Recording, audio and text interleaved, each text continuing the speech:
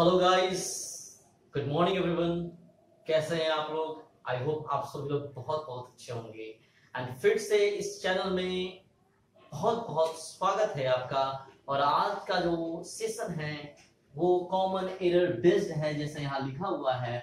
और I would like to inform you, ये है बेस्ड ऑन प्रीवियस क्वेश्चंस जो 2017 में पूछा गया है। एंड आई होप ये सारे क्वेश्चंस अगर आप अटेम्प्ट करते हैं तो एग्जामिनेशन में काफी इंपॉर्टेंट होगा और एग्जाम बहुत अच्छा जा सकता है। Okay, so come back to this question.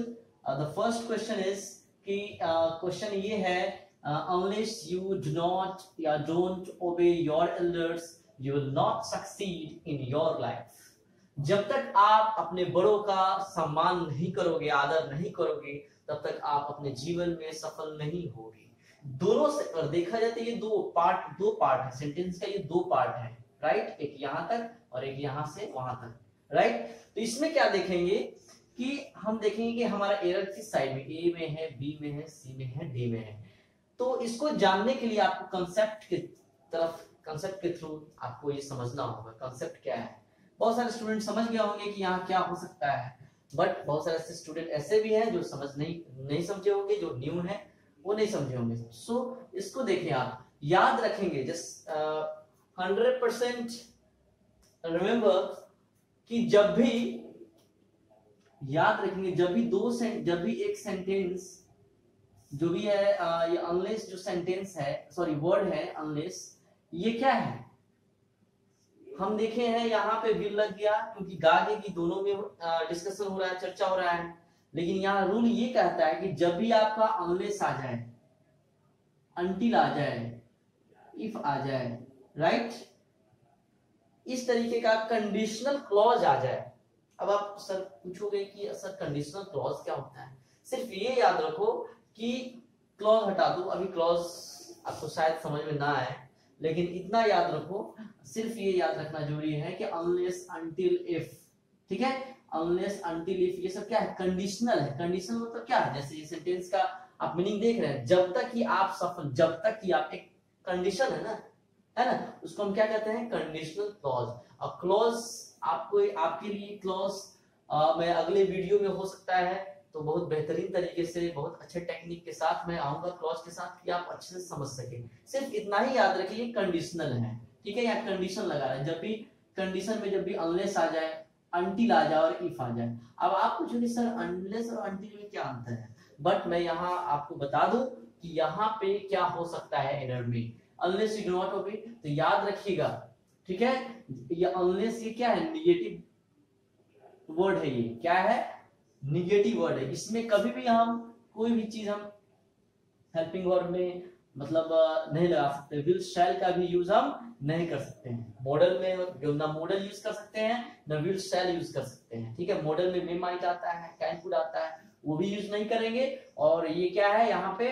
Do not है, तो ये भी नहीं हो, कोई ऑक्सिलरी वर्ब भी यहाँ नहीं हो, इसलिए क्योंकि अनलेस यहाँ क्या हो जाएगा, यहाँ देखा जाए तो एरर इसमें है। यहाँ क्या हो जाएगा? अनलेस यू ओबे your elders you will not succeed in your life. तो पहचानने का नियम क्या? What is the best way, कि जब भी हम अनलेस देखेंगे किसी भी सेंटेंस के फर्स्ट में, अगर देखते हैं अनलेस अनटिल, तो उससे रिलेटेड जो वर्ड है, उससे रिलेटेड जो सेंटेंस है ना, उससे रिलेटेड जो सेंटेंस है उसमें हम हमेशा क्या लगा देंगे?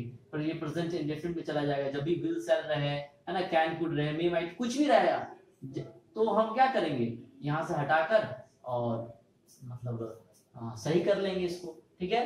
तो ये आपका जो सेंटेंस है ये सही हो गया। हाँ, अब मैं ये बताऊं कि अनलेस और अनटिल में क्या अंतर है। याद रखिएगा, अनलेस का मतलब होता है कंडीशन, जो कंडीशन दिखा है, याद रखिएगा। और अनटिल जो है ना, अनटिल क्या दिखाता है? ये कंडीशन मतलब सिचुएशन दिखाता है ना। और अनटिल क्या दिखाता है?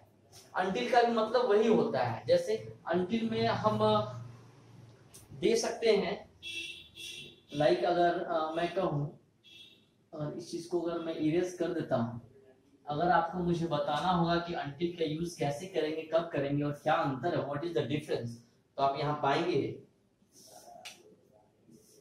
मैं कह सकता हूं wait here until I come back. आप समझ गए होंगे। यहां इंतजार करो, है ना, यहां इंतजार करो जब तक कि मैं लौट के ना आ जाऊं। ठीक है, यहां क्या हो जाएगा, वेट हियर। ठीक है, जब अंटिल लग गया, ठीक है ना, और अंटिल लग गया तो अंटिल, ये मेरा ये सेंटेंस लिखने का ये मतलब हुआ कि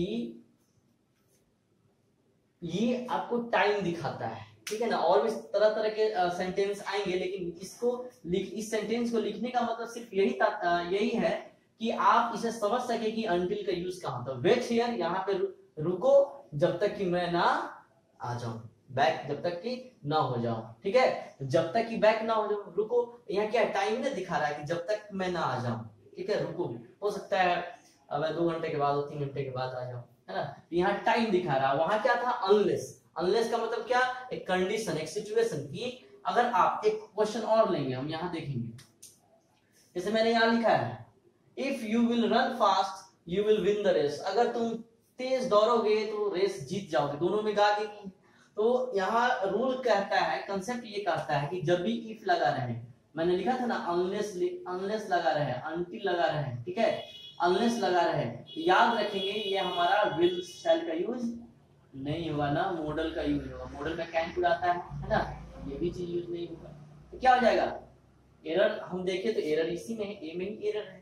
ठीक है, यहाँ भी वही प्रॉब्लम है। तो यहाँ हम ना विल का यूज करेंगे, ना मॉडल का यूज करेंगे, विल शैल का यूज नहीं करेंगे और ना मॉडल का यूज करेंगे। तो यहाँ ये गलती हो गया, तो आप ये सेंटेंस आप सही पाएंगे, राइट।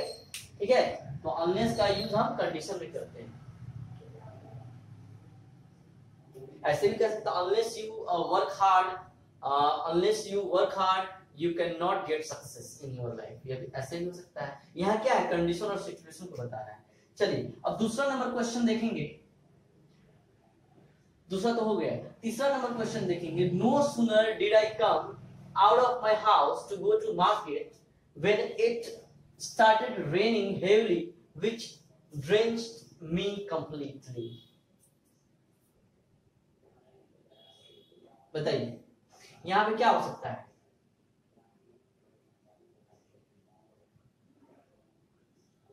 बताइए सेंटेंस में गलती का। चलिए मैं बताऊं आपको, नो सूनर जो है ना, ये क्या है, नो सूनर आप देखते होंगे, अभी मैं डिस्कस करने वाला हूं। ठीक है, नो सूनर अगर देखा जाए तो ये क्विज भी आप ले सकते हैं, ये क्विज भी है। तो नो सूनर के बारे में रहता है, स्कार्सली रहता है, हार्डली रहता है, ये सब चीज तीनों एक ही है। तो नो सूनर का मतलब यहाँ क्या हुआ कि मुश्किल से या जैसे ही, है ना, मुश्किल से या जैसे ही, हाँ, मैं घर से बाहर निकला, आया, कहां जाने के लिए, मार्केट जाने के लिए, कि बारिश होने लगी। ठीक है ना, बारिश तेजी से होने लगी, which drenched me complete, जो मुझे पूरी तरीके से भिगा दिया, राइट। तो ये क्या है, इसमें एरर हम कहां देखेंगे, तो मेन चीज, सारा खेल कहीं कुछ ज्यादा ध्यान देने की बात नहीं, सिर्फ पॉइंट पकड़ना है, सिर्फ जड़ पकड़ना है। यहां याद रखिए, जब भी नो सूनर होगा, एक चीज मैं यहां आपको बताऊं,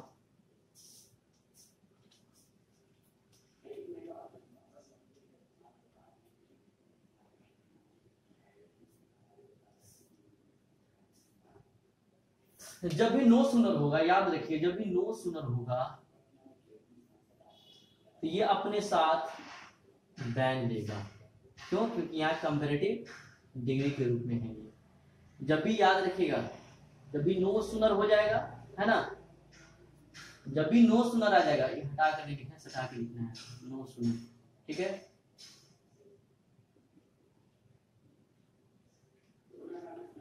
चलेगा ऐसे, हाँ, नो सूनर ऐसे भी लिख सकते हैं, जैसे थोड़ा सा गैप होना जरूरी है। नो सूनर के साथ हमेशा देन लगता है, राइट, ये आप याद रखेंगे। तो आप ये समझें कि no sooner did I come out of my house to go to market when आ गया, तो कंसेप्ट पकड़ में आ गया ना, नो सूनर के साथ देन लगता है, तो यहाँ पे क्या हो जाएगा, देन आ जाएगा। कुछ करने की जरूरत नहीं है, समझ में अगर सेंटेंस नहीं भी आता है तो कोई दिक्कत नहीं है। यहाँ का मतलब क्या हुआ कि जैसे ही मैं घर से बाहर निकला मार्केट जाने के लिए, तो तेजी से बारिश होने लगी और मैं पूरी तरीके से भीग गया, राइट। चलिए आई होप आप सभी लोग को समझ में आ रहा होगा। अगर नहीं समझ में आए तो प्लीज कमेंट बॉक्स दिया हुआ है, उसके थ्रू आप मुझे भेज सकते हैं। और जिसने भी अभी तक लाइक सब्सक्राइब और शेयर नहीं किया है प्लीज कर दीजिएगा, क्योंकि ज्यादा से ज्यादा लोगों के पास बैठ जाए तो बेहतर होगा। चलिए तीसरा नंबर हो गया। फोर्थ नंबर क्वेश्चन आता है, on Sundays I prefer reading than going out visiting my friends. अब बताइए यहाँ क्या है सेंटेंस, यहाँ कुछ नहीं करना, सिर्फ कंसेप्ट समझना है ना, सिर्फ कंसेप्ट समझिए, अपने आप एरर पकड़ में आ जाएगा। याद रखिएगा जब भी जब प्रेफर आ जाए, यहाँ देखिएगा जब भी प्रेफर आ गया, और प्रेफर के बाद क्या है, रीडिंग, इसको हम कहते हैं जेरंड। जब भी नाउन, जब भी वर्ब में अगर आईएनजी लगता है सब्जेक्ट के रूप में, ठीक है, तो वो भी जेरंड कहलाता है। और यहाँ भी ये क्या हुआ, आई प्रेफर रीड के साथ क्या हुआ, आईएनजी लग गया, रीडिंग, आई प्रेफर रीडिंग, यहाँ क्या है, आई प्रेफर रीडिंग, यहां जेरंड के रूप में है, ठीक है। देन लग गया going out visiting my friends. अब भाई यहाँ पे भी कुछ ना कुछ कंसेप्ट है, यहाँ भी समझ में आना जरूरी है कि भाई इसका क्या कंसेप्ट होगा। तो देखिए क्या कंसेप्ट है, एक सेकेंड,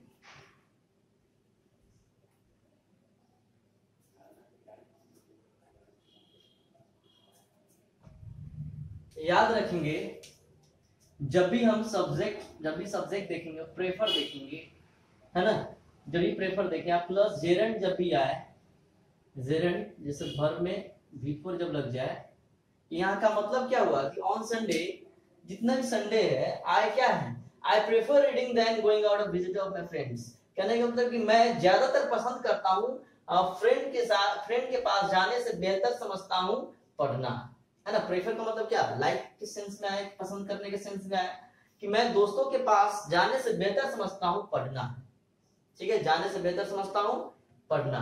तो यहाँ जब भी याद रखिए, जब भी आईएनजी यहाँ भी आ जाए और जेरंड प्लस टू याद रखिएगा, यहाँ देन की जगह पे, यहाँ यही गलत है, यही गलत है, सी में गलत है। देन की जगह पे क्या लग जाएगा, कंसेप्ट तो है आपका ये, जेरंड के बाद टू लगता है, तब प्लस फिर जेरंड, फिर आईएनजी लग जाएगा, गोइंग, है ना, लगा हुआ है ना।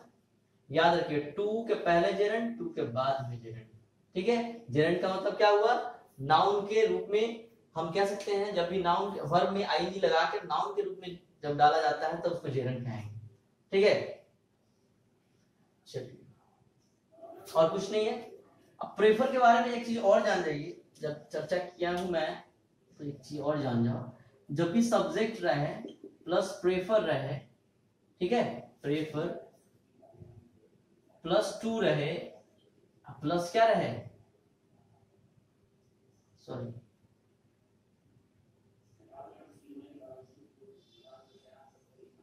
प्लस नाउन रहे, तब टू रहे, तब नाउन रहे, याद रखिएगा। तो इसका हम एग्जांपल ले सकते हैं, I prefer coffee to tea. अब देखिए चाय से ज्यादा मैं पसंद करता हूं कॉफी, है ना, इससे ज्यादा पसंद करता हूं। तो यहाँ देखिए सब्जेक्ट प्रेफर जब भी आ गया, और जब देखेंगे ये नाउन है ना, तो नाउन है तो बाद में भी नाउन वही होगा, इसमें आईएनजी वगैरह तो कुछ लगेगा नहीं, कुछ नाउन है, यहाँ टू हो गया प्लस टी हो गया, कॉफी टी सामने टू होना चाहिए। ये कंसेप्ट समझ में आना चाहिए आप लोग, राइट। चलिए आई होप आप सभी लोगों को समझ में आ रहा होगा। अब फिफ्थ नंबर में चलते हैं, I took the shortest way through the little park close the palace. अब यहाँ गलती आप ढूंढिए, गलती यहीं पे है, क्लोज टू द पैलेस हो जाएगा, ये सी में गलती है ना। क्लोज टू द पैलेस ये फ्रेजल है, याद रखेंगे, पैलेस के नजदीक, क्लोज टू द पैलेस होता है, ठीक है, क्लोज टू द पैलेस, यहाँ गलत है तो उसको मैंने सही कर दिया। और कुछ नहीं इसमें, सिर्फ एक चीज और याद रखेंगे, कुछ और चीज बहुत इंपॉर्टेंट चीज मैं बता रहा हूं।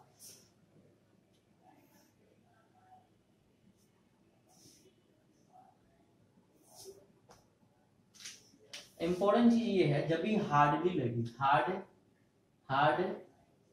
हार्डली लगे, स्कार्सली लगे, ये अपने साथ फिर वेन लेता है, याद रखिएगा। और नो सुनर क्या लेता है, देन लेता है, यही याद है। जब भी हार्डली और स्कार्सली आ गया तो हमेशा देखिएगा वेन होगा, वेन की जगह पे देन दिया रहता है, ठीक है, और देन की जगह पे वेन दिया रहता है, तो ये नहीं करेंगे। आई होप आप सभी लोगों को समझ में आ रहा होगा। Thank you very much for watching my video.